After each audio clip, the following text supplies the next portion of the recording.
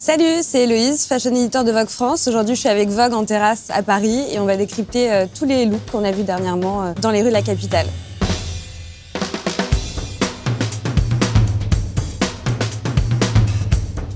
C'est parti. Je porte un Bombers qui vient de chez Shot. Je l'ai associé avec une robe, tu vois, un peu à volant, un peu girly. Et du coup, j'ai mis le Bombers par-dessus pour un peu venir équilibrer. Comme j'aime trop faire du layering, j'ai mis un petit top en dessous. Donc c'est un top col roulé qui vient de chez Marine Serre. Il y a aussi un peu un décalage des styles entre le bomber, justement, qui est très sportswear, et le côté un peu préppy des mocassins avec la petite chaussette. Et après, j'aime bien accessoriser avec des petites pièces. Là, tu vois, j'ai un sac de chez Givenchy, des bagues. Il y en a une qui vient de chez Antique Tonic. Des bagues Antique Tonic aussi. Après, j'ai un petit pantalon noir simple, une petite paire de chaussettes pour mettre avec les mocassins, parce que j'aime bien ce combo. Et après, des petites boucles d'oreilles, et voilà. L'accessoirisation, c'est un peu la clé d'un bon look.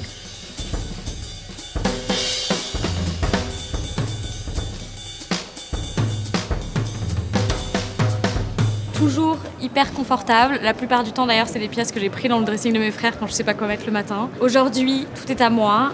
J'ai un sweatshirt de Sporty & Rich, un pantalon que j'ai acheté vintage Levi's. Je les prends toujours plusieurs tailles au-dessus, je me sens plus confortable. Un petit manteau pour être un peu plus chic et un petit sac Prada Cleo.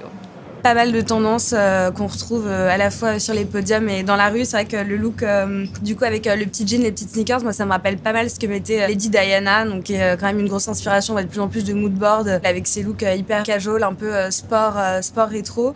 Moi, je suis une fan du power suiting, donc tout ce qui peut être confortable mais qui me donne un look quand même assez powerful. Des épaulettes, un petit white tee.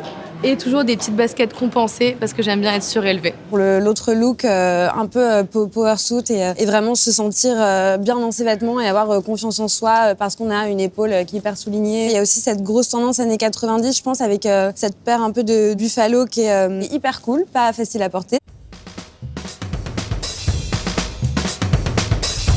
Alors, mon outfit du jour est composé de Crocs. C'est une collab avec la marque Sanquans, avec un pantalon et une veste chinée chez Kilo Shop, un haut de la marque Rusmin, qui est une marque éco-responsable. Allez tous follow Rusmin. Rusmin, c'est canon. Je suis vraiment fan du coup de cette marque qui est pilotée par Ruby Pigeon du coup sur Instagram. C'est hyper cool. Il y a ce côté peut rendre plus glamour l'upcycling. Et ensuite des pièces Gucci. Voilà.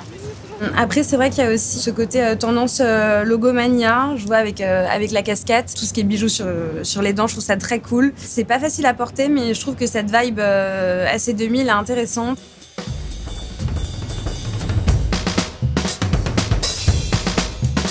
Là, du coup, j'ai mis des petites paires de souliers avec ce pantalon-là et une petite jupe du coup dessus. J'aime bien la shape que ça donne dessus en fait, quand je marche, etc. J'aime bien ce que ça donne comme effet.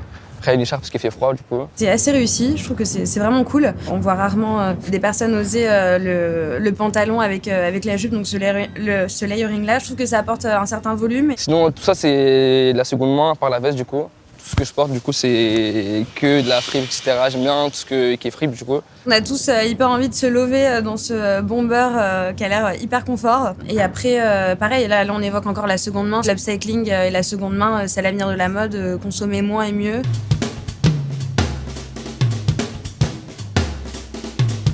La plupart de mes vêtements, c'est de la fripe. Du coup, j'ai une veste en fourrure que j'ai eu en fripe, un pull que j'ai eu en fripe, un pantalon que j'attache ici pour que ça ait l'air d'une jupe.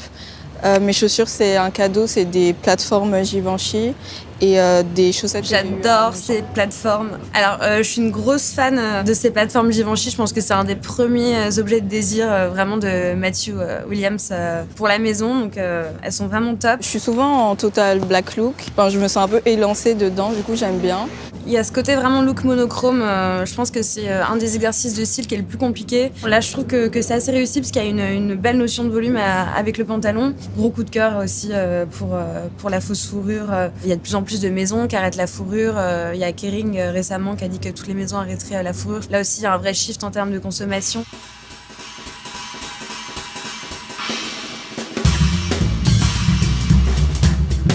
Alors, qu'est-ce que je porte?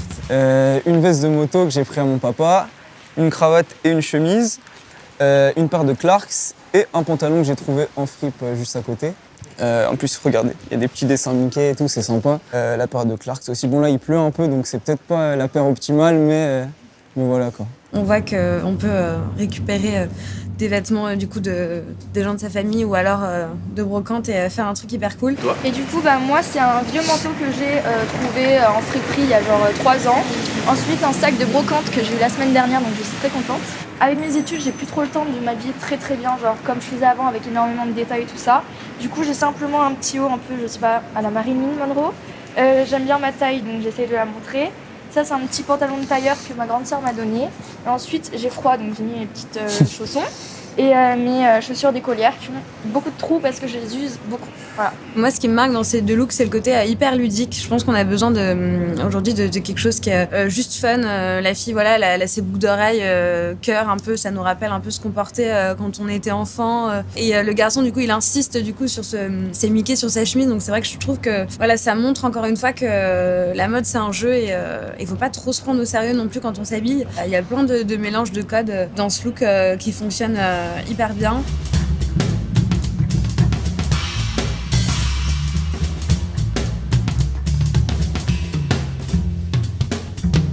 Alors je dirais que j'ai adoré du coup les deux premiers looks, donc ce look hyper casual sport, un peu à la Lady Di, et ce blazer avec les épaules, c'est ce qui me correspond le plus.